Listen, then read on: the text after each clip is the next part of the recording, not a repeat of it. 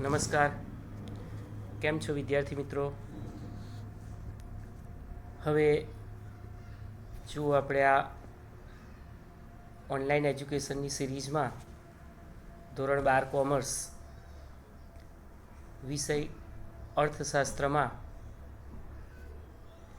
પ્રકરણ નંબર 5 ગરીબી એ શરૂ કરેલ છે. અત્યાર સુધી ગરીબીના અનુસંધાનમાં આપણે ગરીબી એટલે શું, ગરીબી એટલે અભાવની સ્થિતિ, મિનિંગ ઓફ પુઅર્ટીમાં આવક ગરીબી અને બિન આવક ગરીબી, એટલે કે પરંપરાગત ગરીબી અને આધુનિક ગરીબી, એ બંને અર્થની ચર્ચા કરી. સાથે સાથે ગરીબી રેખા એટલે શું અને ગરીબી રેખાની મર્યાદાઓ શું છે એની પણ ચર્ચા કરી. આગળ હવે જ્યારે સ્વરૂપ નેચર ઓફ પુઅર્ટીનો અભ્યાસ કરીશું ત્યારે એમાં ફરીથી ગરીબી રેખા અને ગરીબી રેખાની મર્યાદા જે અગત્યનો પ્રશ્ન છે, પરીક્ષામાં 2 માર્ક્સનો એ વિધાન સમજાવો કરીને પૂછાય છે. તમારે ખાસ એક કામ કરવાનું કે પાઠ્યપુસ્તકની સાથે પેન્સિલ લઈને બેસવાનું. જ્યારે પણ આપણે વિડીયો જોતા હોઈએ, વિડીયો લેક્ચર થ્રુ ભણતા હોઈએ, ત્યારે ડિવાઇસની સાથે સાથે પાઠ્યપુસ્તક અને પેન્સિલ પણ રાખવાની, જેથી કરી તમને અંદાજ આવે. પરીક્ષાલક્ષી જે કંઈ પણ મટીરિયલ છે, કન્ટેન્ટ છે, એ આપણે ટીક કરતા જઈએ તો વધારે અનુકૂળતા રહેશે, કન્સેપ્ટ વધારે ક્લિયર થશે. તમે પીડીએફમાં જુઓ છો એ રીતે ગરીબીના ખ્યાલને વધુ સારી રીતે જો સમજવો હોય તો અર્થશાસ્ત્રીઓ ગરીબીના સ્વરૂપને 2 ભાગમાં વહેંચે છે. પરીક્ષામાં તમને ટૂંકનોંધ લખો, ગરીબીનું સ્વરૂપ એવી રીતે પૂછાય તો બંને સ્વરૂપો લખવાના હોય છે. કેટલીક વખતે 5 માર્કનો પ્રશ્ન ગરીબીના સ્વરૂપો સમજાવો તો પણ નિરપેક્ષ ગરીબી અને સાપેક્ષ ગરીબી બંનેનો પરિચય આપણે આપવો પડે.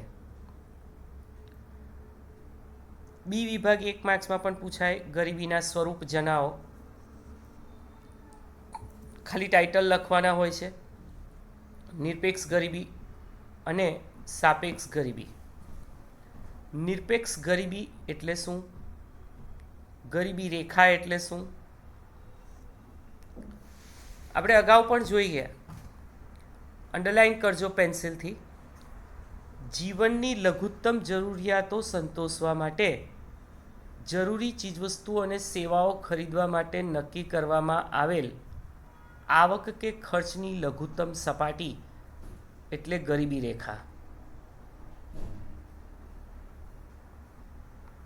અહીંયા આ ગરીબી રેખાથી ઓછી આવક કે ખર્ચ ધરાવતો વર્ગ એ નિરપેક્ષ ગરીબ કહેવાય. ત્યાં પર લીટી દોરજો. નિરપેક્ષ ગરીબ. નિરપેક્ષ ગરીબી સંપૂર્ણ ગરીબી તરીકે ઓળખાય છે. નિરપેક્ષ ગરીબીના ખ્યાલથી અર્થતંત્રમાં ગરીબી રેખા હેઠળ જીવતા ચોક્કસ વર્ગને આપણે નક્કી કરી શકીએ છીએ. આ ખાસ ગરીબ વર્ગની ગરીબી ઘટાડવા લક્ષ્યાંક આધારિત સરકાર દ્વારા ચોક્કસ નીતિઓ પણ ઘડવામાં આવે છે. આપણે આ પેરેગ્રાફમાંથી નિરપેક્ષ ગરીબી એટલે શું, એમાં ગરીબી રેખા એનો અર્થ ખાસ તૈયાર કરવાનો છે. જીવનની લઘુત્તમ જરૂરિયાત સંતોષવા માટે જરૂરી ચીજવસ્તુઓ અને સેવાઓ ખરીદવા નક્કી કરવામાં આવેલી આવક અને ખર્ચની લઘુત્તમ સપાટી એટલે ગરીબી રેખા. ત્યાં અંડરલાઇન કરી રાખવાની છે. નવો મુદ્દો ડિસ્કસ કરીએ, ગરીબી રેખા. ગરીબીના નિરપેક્ષ સ્તરનો અંદાજ મેળવવા માટે અનાજ, દાળ, દૂધ, માખણ આ બધાનું લઘુત્તમ ભૌતિક પ્રમાણ કે જે જીવન નિર્વાહ માટે ખૂબ જરૂરી છે, જીવન જીવવા માટે આ પ્રાથમિક જરૂરિયાતો ગણાય, અને એને પ્રાપ્ત કરવા માટે લઘુત્તમ માથાદીઠ વપરાશી ખર્ચ એ ગરીબી રેખા છે. એટલે આ જરૂરિયાતો સંતોષવા માટે ઓછામાં ઓછી આટલી આવક તો મેળવવી જ પડે. જો એ નથી મેળવતા તો એ BPL છે, બિલો પુઅર્ટી લાઇન, ગરીબી રેખાની નીચે. આ લઘુત્તમ માથાદીઠ વપરાશી ખર્ચ નક્કી કરવા આયોજનની શરૂઆતમાં ICMR એટલે Indian council of medical research, underline કરી રાખજો, Indian council of medical research દ્વારા ગ્રામ્ય વિસ્તારો માટે વ્યક્તિ દીઠ લીટી દોરો 2400 કેલેરી એટલે કે 2400 કેલેરી અને શહેરી વિસ્તારમાં દૈનિક 2100 એટલે કે 2100 કેલેરી નક્કી કરવામાં આવી હતી. આ કેલેરી એટલે શું વિદ્યાર્થી મિત્રો? વ્યક્તિને ભોજનમાંથી મળતું પોષણ એને કેલેરીમાં નક્કી કરવામાં આવે. આ પદ્ધતિનો આયોજન પંચ દ્વારા 1969માં એને મંજૂરી આપી. 1960 અને 61ની કિંમતોને આધારે, એટલે આધાર વર્ષ તરીકે ગણીએ તો માથાદીઠ માસિક ₹20 નક્કી કરવામાં આવેલા. હવે દાંડેકર અને રથ, ત્યાં અંડરલાઇન કરજો, દાંડેકર અને રથ નામના અર્થશાસ્ત્રીઓની બનેલી સમિતિએ આ કાર્યપદ્ધતિને આધારે ગ્રામીણ વિસ્તાર માટે 1960-61ની આધાર કિંમતે માથાદીઠ માસિક ₹15 અને શહેરી વિસ્તારો માટે માથાદીઠ માસિક ₹22.50 નક્કી કર્યા. ત્યારબાદ આયોજન પંચ દ્વારા પ્રોફેસર DT લાકડાવાલાની અધ્યક્ષતા હેઠળ નક્કી કરાયેલ તજજ્ઞ એ ગ્રુપે 1993 માટે 1973-74ના આધાર કિંમતે, એટલે આધાર વર્ષ 1973-74, પણ આ નિર્ધારણ 1993માં ગ્રામીણ ક્ષેત્રો માટે માથાદીઠ માસિક ₹49 અને શહેરી ક્ષેત્રો માટે માથાદીઠ માસિક ₹57 વપરાશી ખર્ચનો અંદાજ મૂક્યો. એટલે કે મહિને એક વ્યક્તિ દીઠ ₹57 ખર્ચ કરી શકે, એ ન કરી શકે એનાથી નીચે એ ગરીબ ગણાય. હવે પેરેગ્રાફમાં પહેલી લીટીમાં અંડરલાઇન કરજો, પરીક્ષાલક્ષી છે. ગરીબી રેખાની ગણતરીની એક મોટી મર્યાદા 2 માર્ક્સ, તેમાં ફક્ત કેલેરીને જ આધાર તરીકે લેવામાં આવ્યા છે. એટલે કે ભોજનમાંથી મળતું કેલેરીનું પ્રમાણ જ ધ્યાનમાં લેવામાં આવ્યું છે. પરંતુ એવું નથી, ગરીબી તો એક આર્થિક પરિસ્થિતિ છે અને એમાંય ભૂખ એક શારીરિક પરિસ્થિતિ છે. એટલે ગરીબી રેખા એ ભૂખમરાની રેખા બનીને રહી જાય છે. ત્યાં અંડરલાઇન કરો, ભૂખમરાની રેખા. ગરીબી રેખા એ ભૂખમરાની રેખા બનીને રહી જાય છે. ગરીબી રેખાના ખ્યાલને ગતિશીલ બનાવવા જીવનની ગુણવત્તાનું લઘુત્તમ સ્તર નક્કી કરવું જોઈએ. એટલે કે મિનિમમ આટલી વસ્તુ તો એ ખરીદી જ શકે. તે માટે જીવન જરૂરી સગવડો જેવી કે પૌષ્ટિક અને સંતુલિત આહાર, સ્વાસ્થ્ય, વીજળી, રસોઈનું ઈંધણ, કપડાં, શિક્ષણ પાછળનું ખર્ચ, રહેઠાણ વગેરે, આ બધી જ બાબતોનો સમાવેશ જીવનની ગુણવત્તાનું લઘુત્તમ સ્તર નક્કી કરવા માટે ઉપયોગી છે. અહીંયા આ સંદર્ભમાં ગરીબી માપનની પદ્ધતિની પુનઃરચના કરવા માટે પ્રોફેસર સુરેશ તેંડુલકર, ત્યાં અંડરલાઇન કરો, સુરેશ તેંડુલકરની અધ્યક્ષતાવાળી સમિતિએ પોતાનો અહેવાલ 2009ના વર્ષમાં સરકારને સોંપ્યો. સમિતિએ ગરીબી રેખા નક્કી કરતી એક નવી કાર્યપદ્ધતિ નક્કી કરી, જેમાં કેલેરીના વપરાશ માટે જરૂરી ખર્ચ ઉપરાંત શિક્ષણ અને સ્વાસ્થ્યનો ખર્ચ પણ સમાવેશ કર્યો. આ નવી પદ્ધતિ પ્રમાણે વર્ષ 2011-12 માટે માસિક માથાદીઠ વપરાશી ખર્ચ, અહીંયા ફરી અંડરલાઇન કરજો, ગ્રામીણ વિસ્તાર માટે ₹816 અને શહેરી વિસ્તાર માટે ₹1000 ગરીબી રેખા તરીકે નક્કી કરવામાં આવ્યા છે.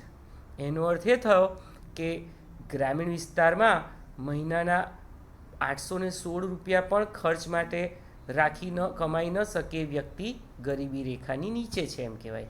અને શહેરી વિસ્તારમાં આ પ્રમાણ ₹1000 નક્કી કરવામાં આવ્યું.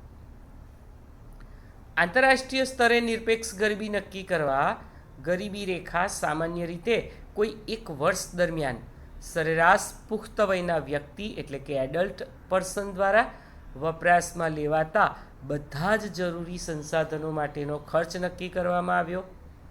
આંતરરાષ્ટ્રીય સ્તરે ગરીબી રેખાનું નિર્ધારણ વિશ્વ બેંક દ્વારા વર્ષ 2005માં સમખરીદ શક્તિ, ત્યાં અંડરલાઇન કરો, કૌંસમાં આપેલું છે PPP, purchasing power parity, PPP. તો પરચેઝિંગ પાવર પેરિટીને આધારે દૈનિક આવક $1.25 નક્કી કરી. એટલે કે રોજની $1.25 આવક ન હોય તે ગરીબ કહેવાય, જે 1990ના વર્ષ માટે $1 હતી અને વર્ષ 2015માં દૈનિક આવક $1.90 નક્કી કરવામાં આવી. આંતરરાષ્ટ્રીય ગરીબી રેખાની મદદથી જુદા જુદા દેશોમાં એક જ માપદંડ વડે નિરપેક્ષ ગરીબીની પણ તુલના કરી શકાય છે. એટલે આને આધારે આપણે જુદા જુદા અર્થતંત્રમાં જુદા જુદા દેશોની ગરીબી માપવા માટે એક માપદંડ તરીકે નિરપેક્ષ ગરીબીને પણ ધ્યાનમાં લઈ શકીએ છીએ. વિદ્યાર્થી મિત્રો, અહીંયા તમે જોઈ શકો છો ભારતમાં નિરપેક્ષ ગરીબીનું પ્રમાણ, એની પરિસ્થિતિ શું છે. પેન્સિલથી અંડરલાઇન કરો NSSO, નેશનલ સેમ્પલ સર્વે ઓર્ગેનાઇઝેશન. અહીંયા NSSOના 68મા રાઉન્ડ 2011-12માં સંયુક્ત કુટુંબ દીઠ ખર્ચના આંકડાઓનો ઉપયોગ કરતા તેંડુલકર સમિતિના અંદાજ પ્રમાણે ભારતમાં વર્ષ 2004-05માં નિરપેક્ષ ગરીબીનું પ્રમાણ, ત્યાં લીટી દોરો, આ આંકડો આપણે યાદ રાખવાનો છે, 37.2% હતું, જે વર્ષ 2011-12માં ઘટીને 21.9 થયું હતું. વિદ્યાર્થી મિત્રો, હવે 12મા ધોરણમાં આંકડાકીય માહિતી આપણે ખાસ યાદ રાખવાની છે. તમે જુઓ, અહીંયા કોષ્ટક 5.1માં ભારતની અંદર ગરીબીની ટકાવારીનું પ્રમાણ આપેલું છે. ઇકોનોમિક સર્વે 2015-16માં આ પ્રમાણે સર્વે કરવામાં આવેલો. 2004-05ની વાત કરીએ તો સમગ્ર ભારતની કુલ વસ્તીના 37.2% ગરીબી હતી, જે 11-12માં ઘટીને 21.9 થઈ છે. અહીં 2004-05માં ગ્રામીણ વિસ્તારમાં જોઈએ તો 41.8, આશરે 42%, તે 11-12માં 25.7, આશરે 26%, જ્યારે શહેરમાં 2004-05માં 25.7 એટલે કે 26%થી ઘટીને 13.7 એટલે કે 14% થયું હતું. વિદ્યાર્થી મિત્રો, અહીં 2004-05ની સરખામણીમાં ભારતની અંદર 2011-12માં ગરીબીના પ્રમાણમાં નોંધપાત્ર ઘટાડો જોવા મળ્યો છે. હવે ભારતમાં રાજ્યવાર નિરપેક્ષ ગરીબીનું પ્રમાણ કેવું છે? વિભિન્ન રાજ્યોના સંદર્ભમાં જોઈએ તો આયોજન પંચના 11-12ના અંદાજોને આધારે રાજ્યવાર ગરીબીનું પ્રમાણ કોષ્ટકમાં આપેલું છે. એ પણ આર્થિક સર્વે 2015-16ના આધારે તમે જુઓ, 10%થી ઓછી ગરીબીવાળા રાજ્યો ગોવા, કેરળ, હિમાચલ પ્રદેશ, સિક્કિમ, પંજાબ અને આંધ્રપ્રદેશ. 10થી 20%માં જમ્મુ કાશ્મીર, હરિયાણા, તમિલનાડુ, ગુજરાત, રાજસ્થાન, મહારાષ્ટ્ર, ત્રિપુરા, નાગાલેન્ડ અને મેઘાલય. 20થી 30%માં પશ્ચિમ બંગાળ, મિઝોરમ, કર્ણાટક, ઉત્તર પ્રદેશ. 30થી 40%માં મધ્યપ્રદેશ, અસમ, ઓડિશા, બિહાર, અરુણાચલ પ્રદેશ, મણિપુર, ઝારખંડ અને છત્તીસગઢ. આ માહિતી અનુસાર આપણે અત્યારે એના જુદા જુદા વર્ગીકરણ જોયા કે 10%થી ઓછી ગરીબી ધરાવતા રાજ્યો કે જેમાં ગરીબીનું પ્રમાણ નીચું છે, એમાં આપણે કોઈ પણ 2-3 રાજ્યો યાદ રાખીશું: ગોવા, કેરળ, હિમાચલ પ્રદેશ, સિક્કિમ, પંજાબ અને આંધ્રપ્રદેશ. જ્યારે જમ્મુ કાશ્મીર, હરિયાણા, તમિલનાડુ, ગુજરાત, રાજસ્થાન, મહારાષ્ટ્ર, ત્રિપુરા, નાગાલેન્ડ, મેઘાલય એમાં 10થી 20%, જ્યારે પશ્ચિમ બંગાળ, મિઝોરમ, કર્ણાટક અને ઉત્તર પ્રદેશમાં 20થી 30%, મધ્યપ્રદેશ, અસમ, બિહાર, ઓડિશા, ઝારખંડ, છત્તીસગઢ, અરુણાચલ પ્રદેશ, મણિપુર, ઝારખંડ અને છત્તીસગઢ એમાં 30થી 40% ગરીબી જોવા મળી હતી. વર્ષ 2013માં જે આંકડા પ્રકાશિત થયેલા છે એના એન્યુઅલ રિપોર્ટ એટલે કે વાર્ષિક અહેવાલ પ્રમાણે ભારતના વિભિન્ન રાજ્યોમાં સૌથી ઓછી ગરીબી, અંડરલાઇન કરજો, એની સાથે 5.09%, ત્યાં અંડરલાઇન, ગોવા રાજ્ય. એનો અર્થ એ થયો કે દર 100એ લગભગ 5થી 6 વ્યક્તિ જ ગરીબ જોવા મળે. તો ગોવામાં સૌથી ઓછી ગરીબી અને સૌથી વધુ ગરીબીનું પ્રમાણ 39.93% સાથે એટલે લગભગ 40% સાથે છત્તીસગઢ રાજ્યમાં જોવા મળ્યું હતું. બંને રાજ્ય નીચે અંડરલાઇન કરજો.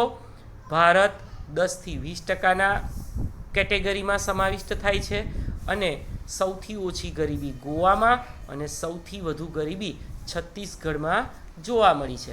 તો આ ભારતમાં જુદા જુદા રાજ્યોની અંદર નિરપેક્ષ ગરીબીનું પ્રમાણ અહીં સ્પષ્ટ થાય છે. NSSO એનું આખું નામ ખાસ યાદ રાખજો.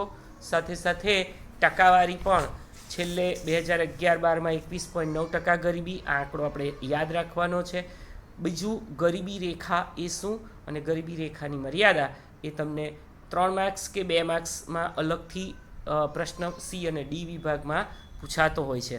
તો વિદ્યાર્થી મિત્રો, આજના આ સેશનમાં આપણે નિરપેક્ષ ગરીબીનો અર્થ, ગરીબી રેખા એટલે શું, ગરીબી રેખાની મર્યાદા અને ભારતમાં નિરપેક્ષ ગરીબીનું પ્રમાણ જે અલગથી 2 માર્કમાં પૂછાય છે ત્યાં લખી રાખજો. આ 5.1 કોષ્ટક છે એ 2 માર્ક્સમાં અલગથી પૂછાય છે. અને રાજ્યવાર નિરપેક્ષ ગરીબીમાં સૌથી વધુ ગરીબી કયા રાજ્યમાં અને સૌથી ઓછી ગરીબી કયા રાજ્યમાં અને ભારત કઈ કેટેગરીમાં સમાવિષ્ટ થાય છે. તો આટલું હોમવર્ક આજે કરવાનું છે. આપણે નેક્સ્ટ સેશનમાં સાપેક્ષ ગરીબીનો પરિચય મેળવીશું. સાપેક્ષ ગરીબી ભણ્યા પછી 5 માર્ક્સના મોટા પ્રશ્નો શરૂ કરીશું. નમસ્કાર.